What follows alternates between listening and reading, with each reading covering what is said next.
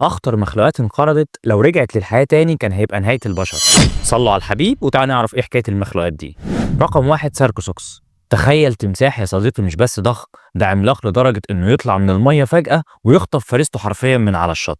الوحش ده تم اكتشافه في أفريقيا سنة 1997. طوله كان بيوصل ل 12 متر ووزنه حوالي 8 أطنان، يعني دبابة ماشية على بطنها. الساركوسوكس يا صديقي عاش من حوالي 110 مليون سنة، وكان واحد من أكتر المفترسات رعبا في زمانه، وكل اللي يقرب من المية كان بيبقى في خبر كان.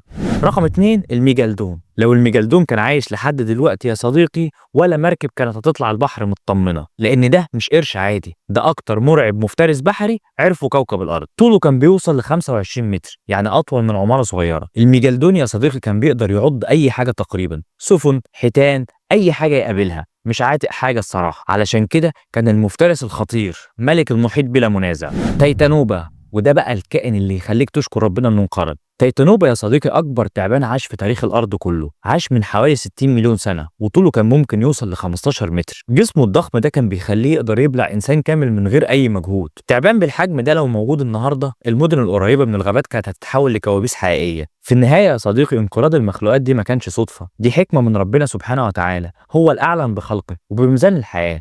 لان لو الوحوش ديت كانت عايشه لحد دلوقتي ما كانش هيبقى في بشر على الكوكب اصلا. فسبحان من قدر وسبحان من حفظ الإنسان. السؤال هنا بقى، إيه الحيوان اللي تحب أعمل عنه حلقة كاملة؟ ولو أول مرة تعرف المعلومة دي اكتب سبحان الله، وفي النهاية صلى على الحبيب.